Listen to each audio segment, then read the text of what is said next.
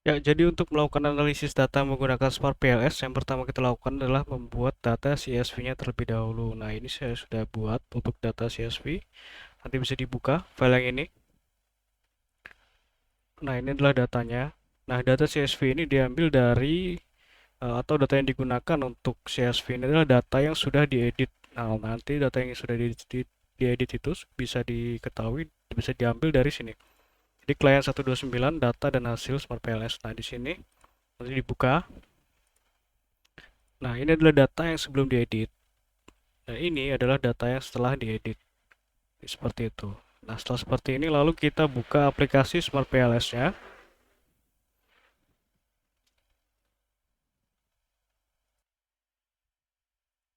Nah, ini sudah terbuka lalu klik ini, New Project. New Project kita beri nama di sini. Ini contohnya 129 contoh.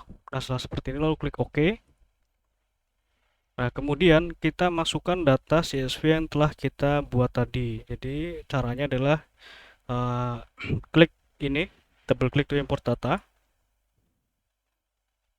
Kita masukkan file CSV yang tadi. Nah, ini adalah file CSV-nya. Lalu klik open.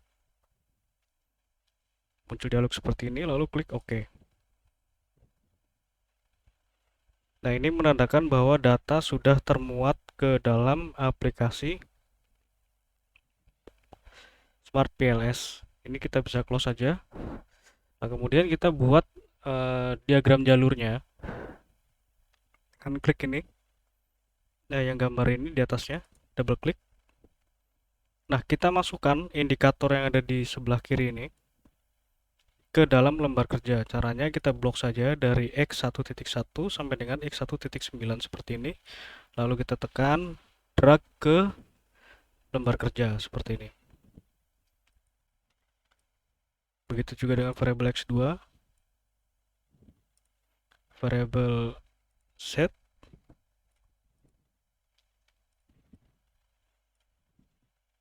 dan variabel Y. Nah, setelah seperti ini kita rapikan. Kita rapikan filenya.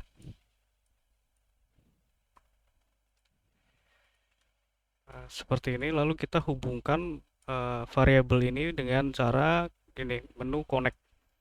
Jadi X1 seperti ini.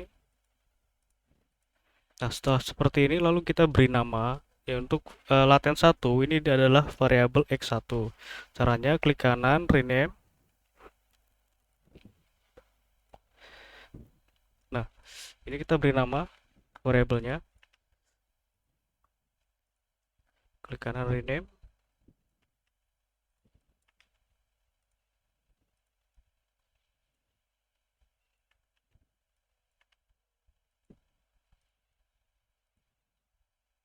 Sorry.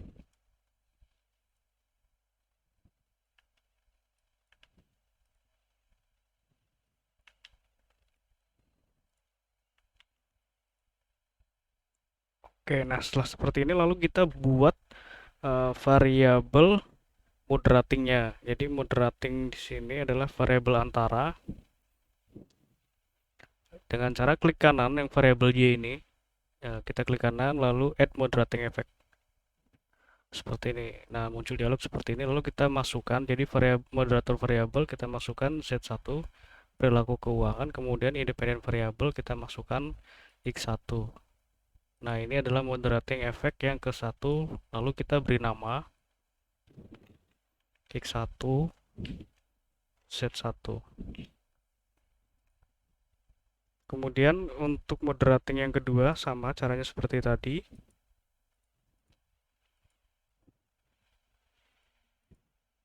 Seperti ini. Lalu klik OK. Nah, di sini kita beri nama juga.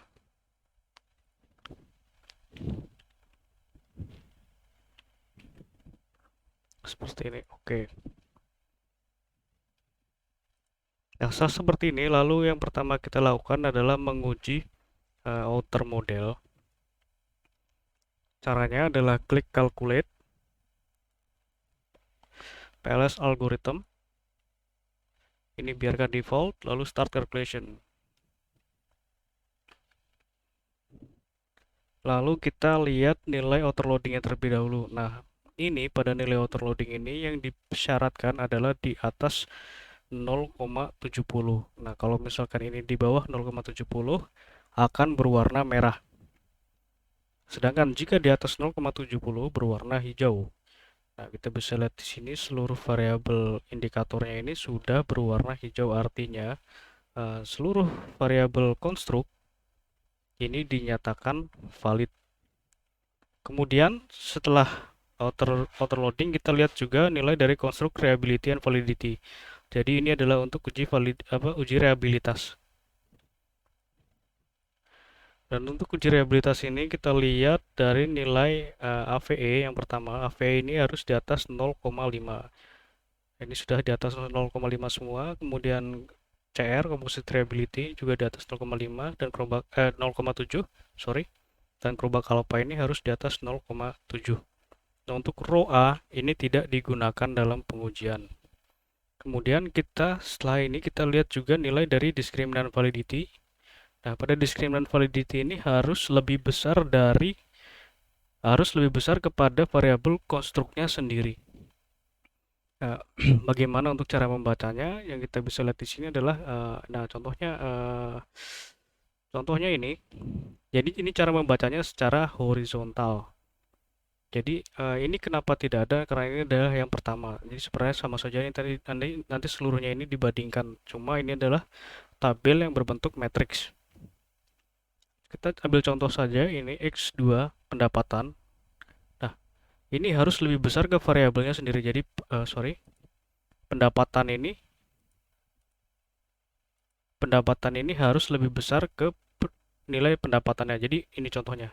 X2 pendapatan nilainya 0,80. X2 ke X1 nilainya 0,32. Nah, ini sudah lebih besar ke variabelnya sendiri. Begitupun dengan variabel yang lain. Ini sudah lebih besar ke variabelnya sendiri. Jadi seperti itu untuk cara membacanya. Kemudian di sini juga kita bisa lihat untuk pengujian inner model. Jadi inner model itu yang dilihat adalah nilai R square. Ini adalah nilai R square-nya. F square seperti ini. Ini adalah nilai F square-nya. Kemudian fifth, kita masuk ke inner fifth. Nah, seperti ini. Nilai inner fifth ini harus di bawah 0,5. Nah, itu adalah untuk pengujian outer dan inner model. Kemudian setelah seperti ini, hasil output dari Smart PLS ini kita bisa save dengan cara export to Excel. Start export. Nah, seperti ini, lalu klik save.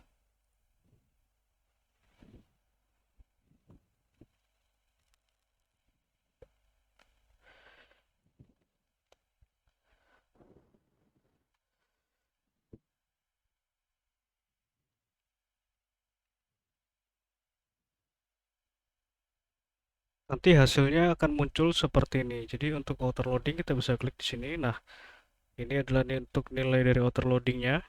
Nah, tabel ini nanti yang kemudian diinterpretasikan ke dalam Microsoft Word untuk lebih mudah pembacaannya. Kita kembali lagi ke Smart PLS-nya. Nah, kemudian setelah pengujian outer dan inner model, kita lakukan juga untuk menguji Q kuadrat. Caranya, klik calculate, bootstrap, blindfolding. Ini biarkan default, lalu start calculation.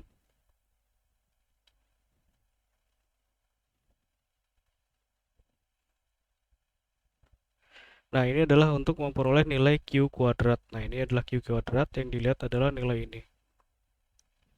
Kemudian, kita lakukan juga untuk pengujian hipotesis. Untuk pengujian hipotesis, caranya klik calculate, lalu ke bootstrapping. Ini biarkan default, lalu start calculation.